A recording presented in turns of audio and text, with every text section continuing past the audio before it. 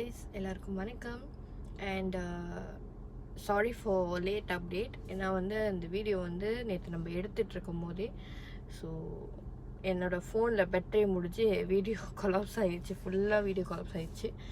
And சரி, அதனால நம்ம புதுசாகவே வீடியோ எடுக்கலாம் அப்படின்னு சொல்லி தான் I just retake this video. And இதில் ஃபுல் டீட்டெயில் நான் ஷேர் பண்ணுறேன். And I hope you guys enjoy this video and நம்ம இப்போ வீடியோக்குள்ளே போகலாம். So draw in my life share பண்ணுறேன்னு சொல்லியிருந்தேன். ஸோ என்னோட முழு பேர் பார்த்தீங்க அப்படின்னு சொன்னால் எலிசபெத் டேவிட். ஸோ இதான் என்னோடய ஃபுல் நேம். அண்ட் எனக்கு பெட் நேம் அப்படின்னு சொன்னால் என்னை எல்லோரும் ஜோஜோன்னு கூப்பிடுவாங்க. ஜோஜோனா அது ஒரு ஜப்பனீஸ் அனிமேஷன் மூவியில் அந்த ஓனரோட நாய்க்குட்டியோட பேர் அப்படின்னு சொல்லி என்னோடய மேனேஜர் சொல்லுவாங்க. அவங்க தான் எனக்கு இந்த பேரை வச்சாங்க. பட் நான் தான் அது பார்த்ததே கிடையாது. ஸோ என்னால் எல்லாருமே என்னை அப்படியே கூப்பிட ஆரம்பிச்சிட்டாங்க. எனக்கும் அந்த பேர் ரொம்ப பிடிச்சிருந்தது.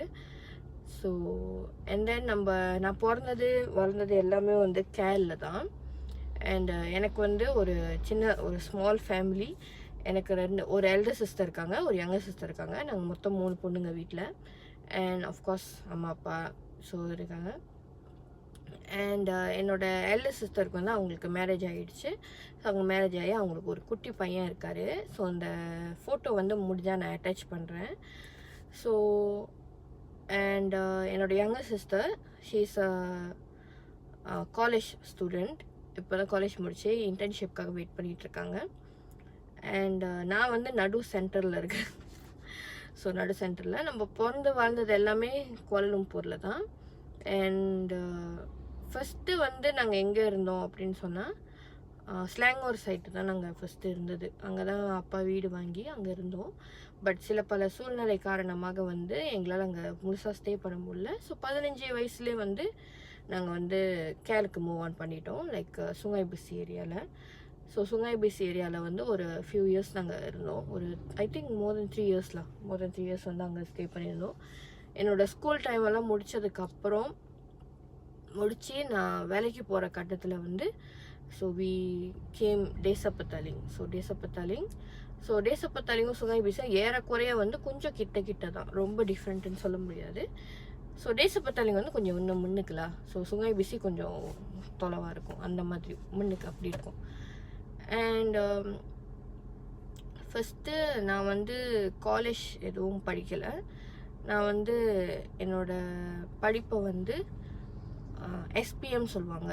ஸோ எனக்கு இந்தியாவில் எப்படி சொல்லுவாங்கன்னு தெரியாது, ஹையர் செகண்டரி ஸ்கூல் சொல்லுவாங்க இல்லையா. ஸோ அதை விட என்னோடய எஜுகேஷன் ஸ்டாப் ஆகிடுச்சு. இன்னும் நமக்கும் படிக்க அவ்வளோவா ஆர்வம் கிடையாது. அண்ட் முடிஞ்சதுக்கப்புறம் I start my work journey. And first work நான் பண்ணேன் அப்படின்னு சொன்னேன் என் வாழ்க்கையில். அண்ட் என்ன ஒர்க்னால் டெண்டலியில் ப்ரொமோட்டராக இருந்தேன். ஸோ ப்ரொமோட்டர் அப்படின்னா அந்த சேல்ஸ் அசிஸ்டன்ட் மாதிரி இருப்பாங்கள்ல, ஷாப்பிங் மால்க்கெலாம் போனால் அந்த சட்டை விற்கிற டிபார்ட்மெண்ட்லலாம் ஒரு ஆள் இருப்பாங்கள்ல, ரிசீட் எழுதி கொடுக்குறது. ஸோ அந்த மாதிரி ஒர்க்கில் தான் ஃபஸ்ட்டு ஸ்டார்ட் பண்ணேன். அண்ட் அப்போ சம்பளம் ஒரு 200-300 கிடைக்கும். ஸ்கூல் படிச்சுக்கிட்டே வேலை செஞ்சேன் அப்போ பார்ட் டைமில். ஸோ ஃபுல் டைமாக நான் வேலை மாறினது கூட அந்த வேலை தான் ஃபுல் டைமில் கண்டினியூ பண்ணேன். அதுக்கப்புறம் என்ன வேலை செஞ்சேன் அப்படி சொன்னால் கிளினிக்கில் ஒர்க் பண்ணேன். கிளினிக்கில் டென்டல் நர்ஸ் அந்த மாதிரிலாம் இருந்திருக்கேன். அந்த மாதிரி ஒரு நிறைய வேலை மாறி இருக்கேன்னு சொல்லலாம். எனக்கு நிரந்தரமாக ஒரு வேலை இல்லை. ஏதாவது ஒரு சம்திங், ஏதாவது ஒரு ப்ராப்ளம் வந்துக்கிட்டே தான் இருக்கும். அப்புறம் ஃபைனலி எனக்கு 2 ஜாப் கரெக்டாக இருந்தது. அண்ட் ஃபஸ்ட்டு ஜாப் மெக்டானல்ட்ஸில் நான் ஒர்க் பண்ணிகிட்டு இருந்தேன். மெக்டானல்ட்ஸில் கேஷியராக இருந்தேன், டிரைவ் த்ரூ கேஷியர். ஸோ ஒரு மோர் தென் 2 இயர்ஸ்க்கு மேலே அங்கே நான் ஒர்க் பண்ணிக்கிட்டு இருந்தேன். அண்ட் அங்கேயும் எனக்கு என்னோடய மேனேஜர் தான் ப்ராப்ளம். ஸோ ஷிஃப்ட்டு மாற்றி ஸோ நம்மளும் தான் பண்ணி ஒர்க் பண்ணி அப்போயும் லைக் அவங்களுக்கு பாசத்தி கிடையாது எப்படி அப்படின்னு. ஸோ நம்ம ஷிஃப்ட் ஒர்க்கு செய்ய முடியாது, நமக்கு ஷிஃப்ட் ஒர்க்கு கஷ்டம். பிகாஸ் வீட்டில் லைசன்ஸ் வச்சு கார் ஓட்டுறேன் அப்படின்னு சொன்னால் நான் தான். ஸோ எங்கள் அம்மாவை வேலை முடிச்சு பிக்கப் பண்ணுறதுன்னு எல்லாமே நான் தான் பார்க்கணும். ஸோ அதனால் ஐ ரிஜெக்ட் த ஜாப், வேண்டான்னு சொல்லிட்டேன். ஸோ வேண்டான்னு சொன்னதுக்கப்புறம் கொஞ்ச நாள் வீட்டிலே தான் இருந்தேன். ஒரு ஃபியூ மந்த்ஸ் கிட்ட நான் வீட்டில் தான் இருந்தேன். அதுக்கப்புறம் ஐ காட் சான்ஸ் அண்ட் யூலின் ஸ்டேஷனரி இப்போ நான் ஒர்க் பண்ணிகிட்ருக்கேன். ஸோ அந்த ஸ்டேஷனரியில் பை காட் பிளஸ் எனக்கு வந்து அந்த வேலை கிடச்சிது. ஸோ இந்த வேலையில் வந்து என்னோடய நெய்பர்ஸ் லைக் வந்து நான் என்னோடய ஃப்ரெண்ட்ஸ் சர்க்கிள் சரி, லைக் என்னோடய பாஸ், மேனேஜர், இவங்க எல்லாமே வந்து ரொம்ப ஒரு நல்ல கேரக்டர். இன்னொரு ஸ்பெஷல் என்னன்னா, இந்த கடையில் வந்து ஓன்லி இந்தியன் கேர்ள் வந்து நான் மட்டும்தான் வேலை செய்கிறேன். கேர்ள் சொல்ல முடியாது, இந்தியன். ஒரு தமிழவங்கன்னா நான் ஒரு ஆள் தான் வேலை செய்கிறேன். ஸோ அதனால் மற்றவங்க எல்லாம் வந்து சைனீஸ் தான். சில சமயம் வந்து அவங்களுக்குள்ளே பேசிக்கிட்டு அவங்களுக்குள்ளே சிரிச்சுக்கிட்டு அப்படி இருப்பாங்க. பட் நமக்கு அது பழகி போனது தானே, நம்மளை டிஸ்டர்ப் பண்ணாத வரைக்கும் நமக்கு கதை இல்லை அப்படின்ற மாதிரி தான். So I still working here and ரொம்ப ஒரு கம்ஃபர்டபுளான ஒர்க் பிளேஸ் எனக்கு இது. அண்ட் எனக்கு இங்கேயே வந்து இன்னொரு ஃப்ரெண்ட் இருக்கார், பூனைக்குட்டி.